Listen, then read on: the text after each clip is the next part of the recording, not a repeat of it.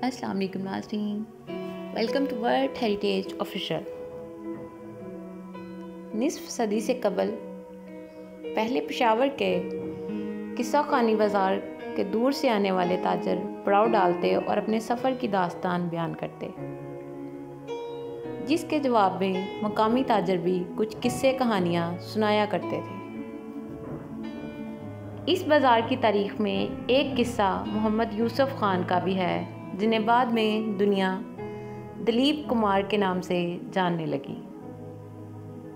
पाकिस्तान के शहर पेशावर में दलीप कुमार के आबाई घर और मुंबई के इलाके बांद्रा में इनकी मौजूदा रहाइशगाह दरमियान बरसगीर की तकसीम और सरहद की लकीर खींच चुकी है। लेकिन दलीप कुमार आज भी पेशावर को मेरा शहर ही कहते हैं, जहाँ की यादें शहर छोड़ने के 90 बरस बाद भी इनके साथ हैं। गुज़री दहाइयों में दलीप कुमार 2 बार पाकिस्तान आए और एक मरतबा अपने घर का दौरा भी किया। दलीप कुमार इसी घर में 11 दिसंबर 1922 को पैदा हुए थे। गुज़श्ता दिनों माजी में BBC के साथ मुंसलिक रहने वाले पाकिस्तानी सहाफ़ी शराज हसन ने इनके घर की कुछ तस्वीर पोस्ट की थी, जिसके रद्दे अमल में दलीप कुमार ने अपने पैगाम में मुदाहों से कहा कि वो भी इनके घर की तस्वीर शेयर करें। हुकूमत पाकिस्तान की जानिब से कहा गया है कि वो दलीप कुमार के घर को सकाफ़ती विरसे का दर्जा दे चुकी है।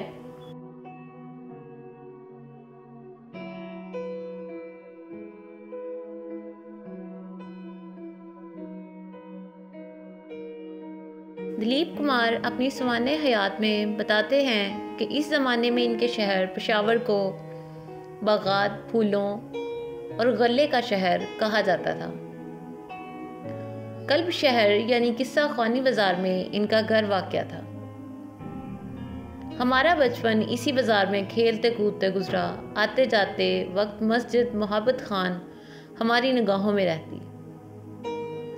सर्दियों की यकबस्ता पानी और मौसम गर्मा की आंधियाँ, तूफ़ान और झुलसा कर रख देने वाली शदीद गर्मी की तपश अब भी जहन में ताज़ा है। दलीप कुमार इस घर से जुड़ी यादों में अपनी वालदा का जिक्र बतौर ख़ास करते हैं और कहते हैं कि घर में इनकी अम्मा की रज़ाकाराना मेहनत के हवाले से बचपन के माहो साल मुझे बहुत याद आते हैं। चाय पर बैठते वक्त ख़वातीन और मर्द सब अपने अपने मुकालमात में मसरूफ़ रहते। मेरी माँ अकेली किचन में खाने और लवाज़मात तैयार कर रही होती थी। चूल्हे पर काम करना इंतहाई तकलीफ़देह अमल था।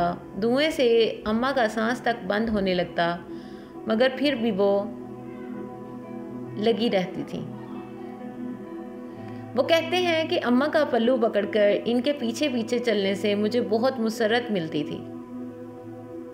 अम्मा अपने कामों के सिलसिले में तेज़ी से एक से दूसरे कमरे में जाती तो मैं भी इनके दुम छल्ला बना रहता। गर्मियों में चबूतरे पर चटाइयाँ बिछाई जाती और घर के लोग नीचे सोया करते थे। ऐसे में जब कभी चांद की रोशनी अम्मा पर पड़ती तो मैं इनके चेहरे की खूबसूरती और मतानत में हैरत ज़दा रह जाता। अपने ब्लॉग में दलीप कुमार ने लिखा था कि मुझे याद है कि एक कमरे में घर के लोग इकट्ठे होते थे, चाय पीते थे और एक बड़ा कमरा जहां ख़वातीन नमाज पढ़ती थीं, छत और सोने के कमरे, सब कुछ। वो याद करते थे सर्दियों की रातें बच्चों के लिए तफरीह तबा का सामान लाती थी। ख़ानदान के तमाम अफराद वसीओ अरीज़ चबूतरे पर जलाई गई आग के गिर्द जमा हो जाते। कहानी सुनाना या गीत गाना अहम और लाजमी रवायत थी। घर के करीब बहती नहर, लंबी दोपहरों में से घर से बाहर निकल जाना और इसके अलावा किस्सा खानी बाज़ार में बैठे ताजरों के किस्से दलीप कुमार ने भी सुने। इनकी नज़र में इन किस्सों को सुनकर इन्हें अपने कैरियर में फ़िल्म इंडस्ट्री का इंतखाब करते हुए स्क्रिप्ट को जांचने और काम में मदद मिली। सवाने हयात में दलीप कुमार ने बताया कि वो 5 वर्ष का हुआ तो एक रोज़ इनके दरवाजे पर एक फ़कीर आया।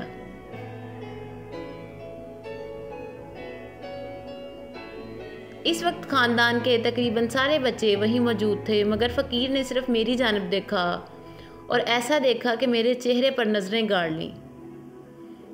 इसने मेरी दादी से कहा, देखो मेरी बात गौर से सुनो, ये कोई मामूली बच्चा नहीं।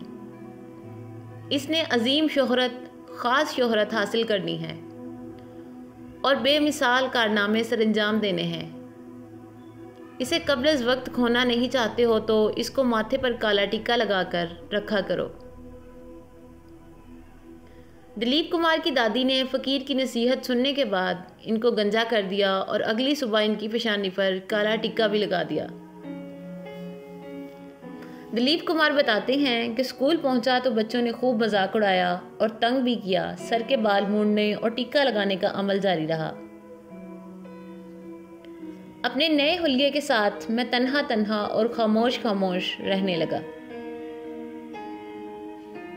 दिलीप कुमार के मुताबिक इनके दादा इन्हें कंधे पर बिठाकर नहर पर ले जाते और दादा पोता देर तक खड़े नहर के रवां दवां पानी को गौर से देखते रहते।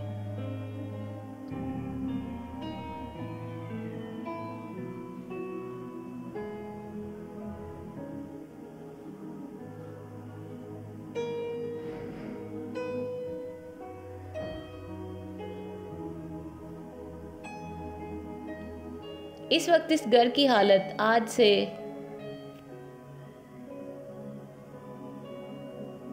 कदरे बेहतर थी। 4 मरले के इस घर की 2 मंजिलें हैं। इस घर में दाखिल होते ही सामने एक कमरा था जिसके अंदर लकड़ी का काम हुआ था। साथ ही एक किचन भी था। सीढ़ियों से ऊपर खुली जगह थी और 2 कमरे बने थे। गो के इस वक्त भी ऊपर वाले कमरे रहने के काबिल नहीं थे, लेकिन जब 2 रोज पहले दोबारा से इस घर में तस्वीर ली गई तो घर की हालत देखकर काफ़ी हैरानी हुई। बंद दरवाजे पर जाना चाहा, लेकिन वहाँ लोगों ने कहा कि ये बिल्कुल गिरा हुआ है।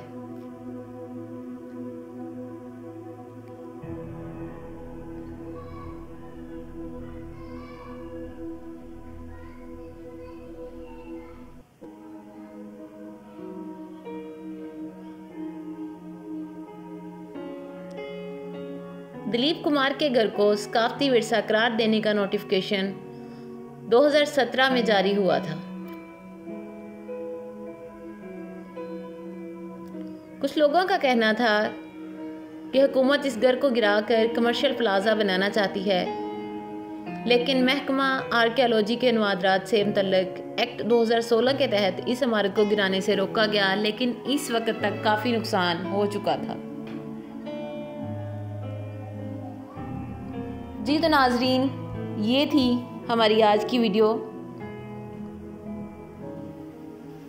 दिलीप कुमार का घर और उनकी खूबसूरत यादें। आपको हमारी ये वीडियो कैसी लगी अपने कमेंट्स में ज़रूर बताइएगा और मज़ीद ऐसी वीडियोस को देखने के लिए हमारे चैनल को सब्सक्राइब करना बिल्कुल ना भूलिएगा। नेक्स्ट वीडियो तक के लिए अल्लाह हाफिज़। अपना बहुत सा ख्याल रखिएगा।